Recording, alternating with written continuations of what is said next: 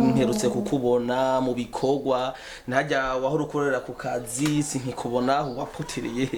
Pastor je narahinduye akazi ubu usige nkora kandi kazi ariko vyase ikiru cyose nkora ntikiza nabakiriya ndonka nk'ubu narondera mpera yo kuriha inzu nabuze byose. Ariko wibuke mwijuru hari Imana yumva. Amen. Imana itabara gushika ku kanyuma ivyabo zirabigira bizima. Amen. Ni naco gito udakwiye kwihebura kuko Dawidi niwe yanditse amajambo meza avuga ngo mba narihebuye iyo ntizigira ko nzobonera kugira neza kw'Imana.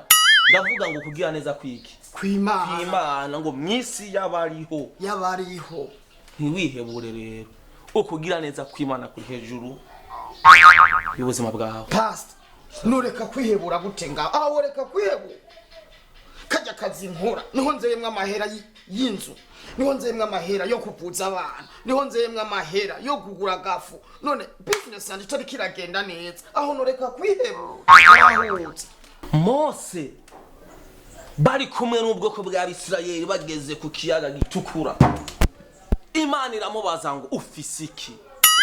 Mose avuga ngo mfise inkoni. Kubwo kuba yarafise iyo nkoni Imana yacishije muri iyo nkoni ko igitangaza gikomeye ibwira Mose ngo kubisha inkoni ku kiyaga ubwoko bw'Imana burajabuka ikiyaga gitukura. Amena. Amen. Nawe uno mwanya ndumva umutima wanje uri connected n'ijuru uri connected n'impemu y'Imana ndumva hari jambo liko riradudubiza muri jewe rimbaza ngo ndakubaze ngo ufise iki? Ico ufise ni kajya kazi. Naraguze power isuka n'isipiri mugabo bakiriya ntibaboneka. Hallelujah. Amen. Humura rero kuba ufise ibyo bikoresho ubu no mugisha mu biganza vyawe ugenda no mugisha utabizi akira abakiriya ndatuye abakiriya batatu ku munsi ndatuye abakiriya 9 kundi ndatuye abakiriya 20 ndatuye umugisha w'abakiriya umusesekara bavuye mu ntara zose. Amen. Bavuye mu komine yose. Amen. Oh hallelujah. What in the name of Jesus.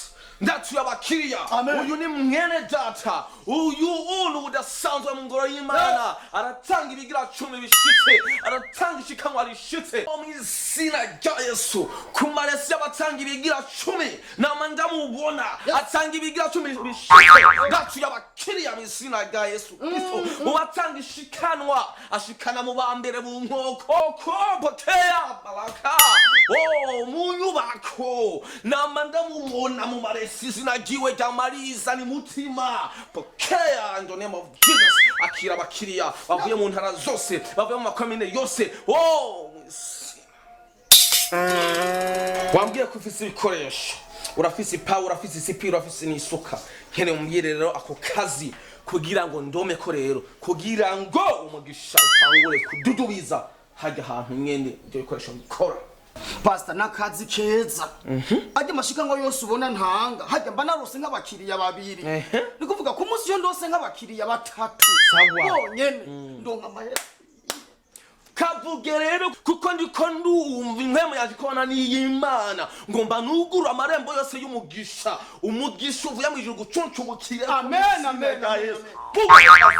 Nk'ubu Pastor bahora abantu mako mu ntara zose z'igihugu muri interieur kuri ako kazi nyene nije bahora abantu mako mu izina rya Yesu muri interieur nijewe nakwivugira ndamuze no uwo muntu yagutwaye isoko ndari mwase mu izina rya Yesu ndari mwase ndari gusubije poke. Amen.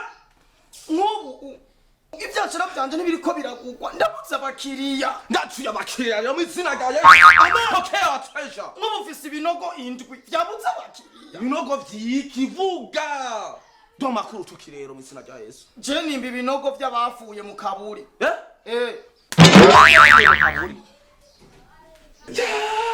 twigwa turasenga twatura uburinzi bw'Imana ku bantu Imana ibazigama ibahe kuramba ibarinde uyu nawe gumaze ngo kwasaba amasengesho kugira ngo abantu bapfe ashaka ko abantu bapfe amasengesho yose nasenze muri autorite nahawe n'Imana, muri autorite y'ijuru ndashinguje akarimbi mu izina rya Yesu Kristo, ndayabwagaje mu buhiri, ndayaniye mu izina rya Yesu. Sawa.